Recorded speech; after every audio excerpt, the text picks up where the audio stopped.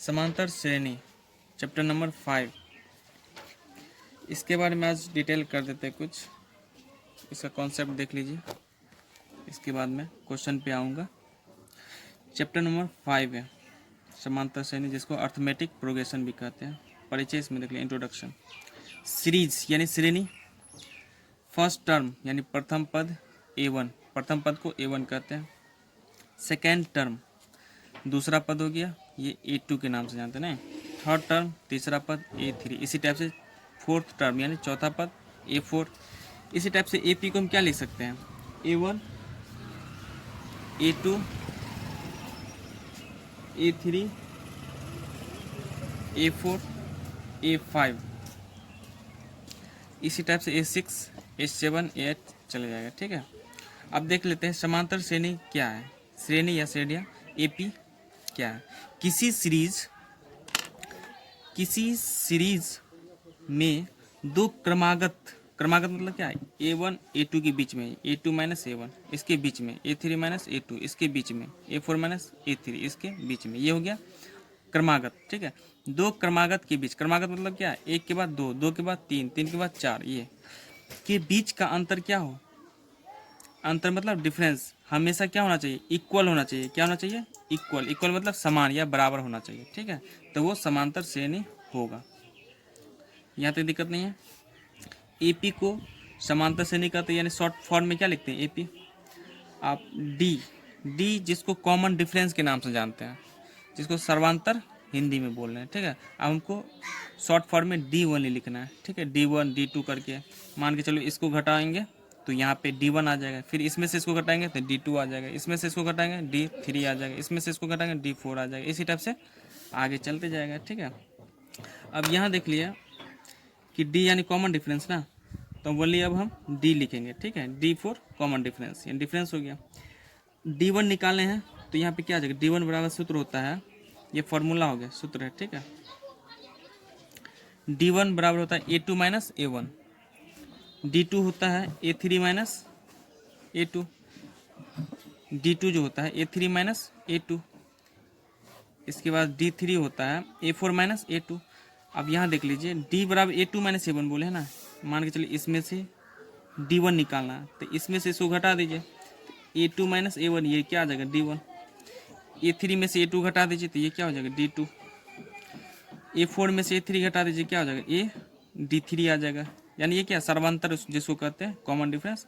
A4 में से A5 में से इसको घटा दीजिए 4 को, तो ये क्या हो जाएगा D4। यहाँ तक कोई दिक्कत नहीं है, यानी ये कॉन्सेप्ट क्लियर। D1 बराबर A2 माइनस A1, D2 बराबर A3 माइनस A2, D2 बराबर A3 माइनस A2 और D3 क्या हो गया A4 माइनस A2। अर्थात सर्वांतर जिसको हिंदी में डी कहते हैं ना, तो सर्वांतर बराबर होता क्या है, दूसरा पद यानी A2 अब माइनस पहला पद जो अभी बताया।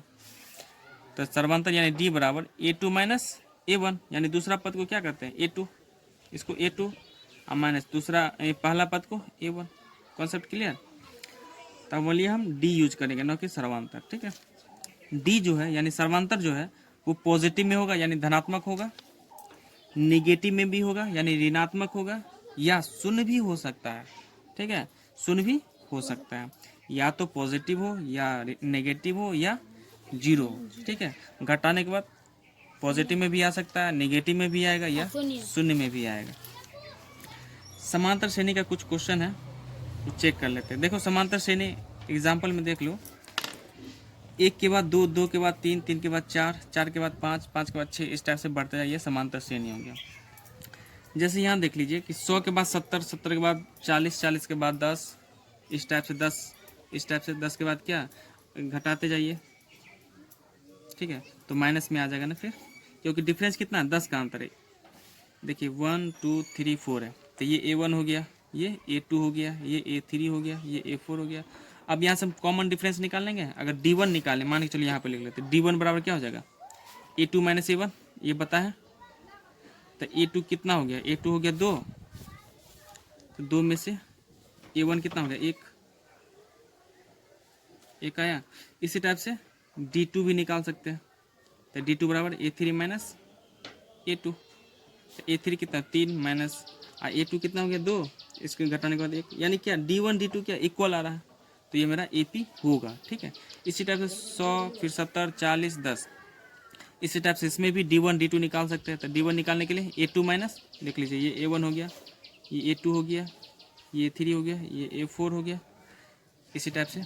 तो D1 हो गया A2 माइनस क्या सूत्र होता है, D1 बराबर A2 minus A1, A2 minus A1, तो A2 हो गया 70, इसमें से A1 कितना हो गया 100, ये A1 है ना, A1 हो गया 100। अब बताइए इसमें से तो नहीं घटाएगा, तो इसी में से घटा लीजिए। अब बड़ी संख्या किस में, माइनस में, तो -30 होगा।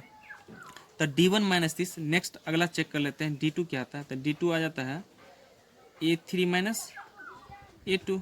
अब A3 कितना है 40, तो 40 अब -70, देख लेते हैं घटाने के बाद -30 ही आता है ना, यानी ये बराबर इक्वल आ रहा है, इसका मतलब ये भी AP है। ठीक इसी टाइप से इसमें भी चेक कर लेंगे।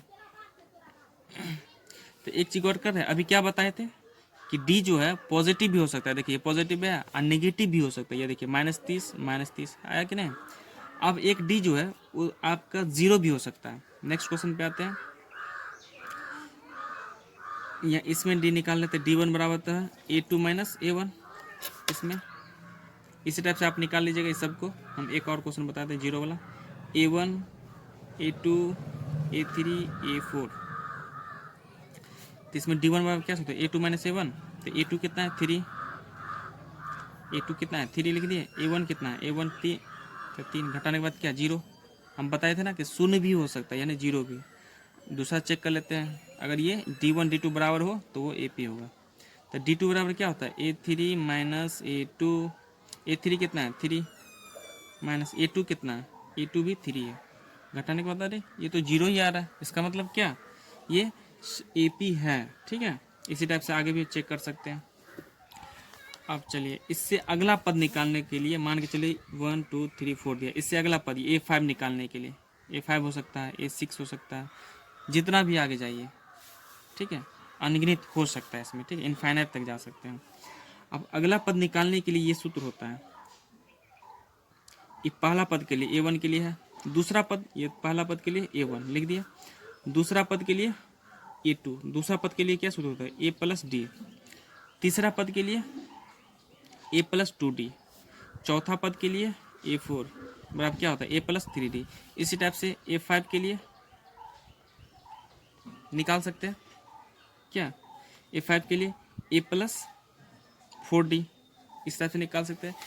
इसे ही AP का व्यापक रूप कहते हैं। व्यापक मतलब पूरा विस्तार में, व्यापक मतलब पूरा विस्तार, एक्सपेंडेड फॉर्म में।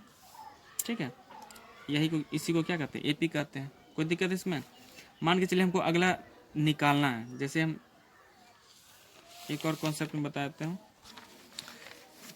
यहाँ देखिए AP ये दिया हुआ 2 6 10 और 14, ठीक है, AP दिया हुआ।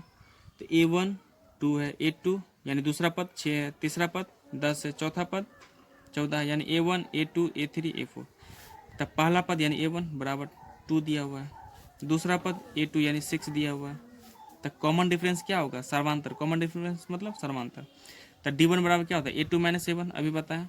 तो A2 कितना है A2 हो गया 6 और A1 कितना है 2, तो 6 में से 2 घटाओ, 6 में से 2 को घटाओ, कितना आ गया 4।